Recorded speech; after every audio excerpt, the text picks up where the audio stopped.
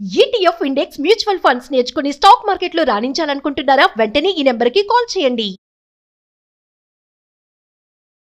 Hi viewers, India's largest digital media network Suman టీవీకి స్వాగతం. ప్రస్తుతం మనతో ఉన్నారండి Kinnera welfare society founder and motivational speaker Nagachandrika అమ్మ. అమ్మతో మనం ప్రేమలో కనిపించే డేంజర్, కొన్ని భయంకరమైన ప్రమాదకరమైనవి కూడా మనకు చాలా మంది ఫేస్ చేస్తూ ఉంటారు. వాటిని ఎలా గుర్తించాలి అనేది అమ్మ దగ్గర తెలుసుకుందాం. అమ్మ నమస్తే. అమ్మ నమస్తే అమ్మ. మామూలుగా మనం ఎక్కువ చూస్తూ ఉంటాం ఈ మధ్య కాలంలో విడాకుల సంఖ్య ఎక్కువ అయిపోతుంది. ఇంకా మనుషుల్ని చంపుకోవడం అంటే ఒక ప్యూర్ లవ్ అనేది మనం ఎక్కడ చూడలేకపోతున్నామో అనేది అనిపిస్తుంది. ఒక పవిత్ర ప్రేమని, జెన్యున్గా లవ్ చేసే వాళ్ళని మనం చూడలేకపోతున్నాం.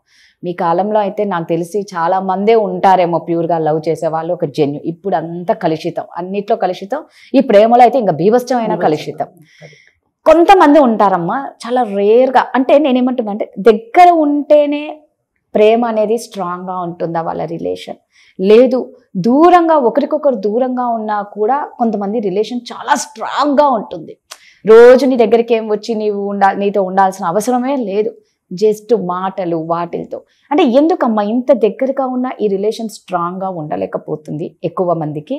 ఇందులో చాలా తక్కువ మంది దూరంగా ఉన్నా కూడా వీళ్ళ రిలేషన్ స్ట్రాంగ్గా ఎందుకు ఉంటుంది? ప్రేమ దూరంగా ఉన్నా కూడా వీళ్ళ ప్రేమ మాత్రం బలంగా ఉంటుంది. ఇక్కడ దగ్గర ఉదయం నుంచి చూసుకుంటూ ఉన్నందుక ఇక్కడ ఏమన్నా వెగుటు వస్తుందా?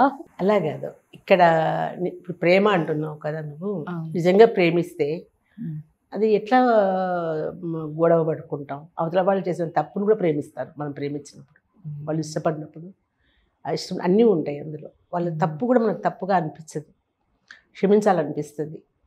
ఇది ఎప్పుడు నిజంగా ప్రేమిస్తే.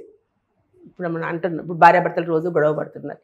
ఎందుకు పడుతున్నారు? డైవర్స్ తీసుకు గొడవ పడవచ్చు, ఏదో చిన్న చిన్నవి వస్తూ ఉంటాయి. గొడవ పడకుండా ఇప్పుడుండే ట్రెండ్లో ఆవేశము, తొందరపాటుతనము, అసహనము ఇవన్నీ ఉంటాయి. కాబట్టి ఒకళ్ళొకళ్ళు అనుకుంటారు. కానీ అది విడాకుల వరకు వెళ్ళేంత అవసరం లేదనుకుంటా నేను. ఎందుకంటే ప్రతిదీ ఇప్పుడు వీళ్ళు దాన్ని ఎక్కువ చేసుకుంటున్నారు. ప్రతి దాన్ని కూడా అంటే దాన్ని పెద్దదిగా చేసి చూడడం వల్ల ఎక్కడంటే ఇప్పుడు పెళ్లి చేసుకున్నా కూడా అందులో ప్రేమ పెళ్ళి మామూలుగా పెద్దవాళ్ళు అరేంజ్ చేసినటువంటి పెళ్ళిళ్ళల్లో కూడా ఫస్ట్ వాళ్ళెవరో తెలియదు, మనం ఎవరో తెలియదు. కొద్ది రోజులు కలిసి ఉన్నప్పుడు ఒక బంధము, ప్రేమ, వాళ్ళు చూపించే కేర్ నేను చూపించవచ్చు, అతను చూపించవచ్చు. దానికి మనం మెల్లగా అలవాటు పడిపోతాం. ఆ మనిషి అంటే ఇష్టం ఏర్పడిపోతుంది మనకి కదా. అట్లాంటివి అంతకుముందు ఉండే, అంటే మా కాలాలు అన్నావు కదా, అప్పుడు ఉండేవి.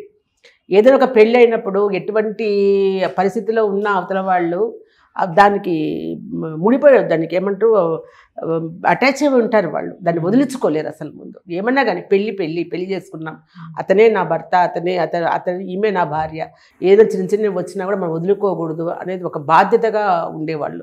ఇప్పుడు లేదది. ఇప్పుడు ఏమంటారు, ప్రేమించుకుంటున్నాం, ప్రేమ పెళ్ళిళ్ళు ఎక్కువైపోయినాయి. ఏంటి ప్రేమ? ఆకర్షణ, అది ప్రేమ కాదు. ఒక శరీరం చూసో లేకుంటే ఏదో చిన్న చిన్న వాళ్ళ అలవాటు చూసో అప్పటికి దగ్గర అయిపోయి మోజుబడి ఉండేది. అప్పుడు ఏమనుకుంటారు, కొద్ది రోజులు కొంతమంది అలా పెళ్లి చేసుకుంటేనే దగ్గర అవుతారు కదా.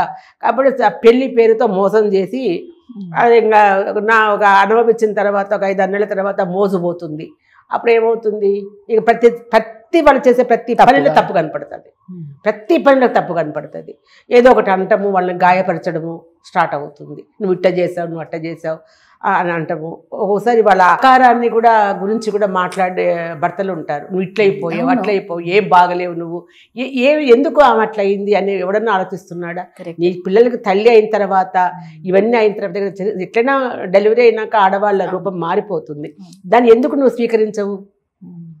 ఆడవాళ్ళు స్వీకరిస్తున్నారు కదా, నీకు ఇంత పొట్టు వచ్చినా కూడా గమ్మునే ఉంటున్నారు కదా, నుట్టోడు అని అంటున్నారు, వదిలేస్తున్నారు పొట్ట చూసేమన్నా. కానీ మగాడు మాత్రం గాయపరుస్తాడు అక్కడ. అది స్త్రీ దేనిని సహిస్తుంది, కానీ అక్కడికి వచ్చేటప్పటికి చాలా దెబ్బ తగులుతుంది అహం పైన. అది అంటే నీకోసమే కదా నేను అంతా త్యాగం చేసినట్టు. ఆమె శరీరం అనుకోలేదు, మనసు అనుకోలేదు. నీకు ఇంట్లో మొత్తం నీకు ఒక పని మనిషిలాగా, దాసిలాగా నీకు చేసినప్పుడు నువ్వు ఆమెను ఎలా చూడాలా? అసలు సాయంకాలం అనేటప్పుడు కూడా ఆమె ఎంత అలసిపోయినా కూడా భర్త వస్తాడు ఇంటికి అనేటప్పటికి వెంటనే ఆయనకి సేద తీర్చాలి, ఆయనకి కాఫీ ఇవ్వాలి, ఆయన మాట్లాడాలి అనే ఎదురు చూస్తూ ఉంటుంది. రావడంతో ఆఫీస్లో ఉండేవన్నీ తీసుకొచ్చి ఇంట్లో పడేసి వాళ్ళని తిట్టిన వాళ్ళు కూడా ఉన్నారు చాలామంది.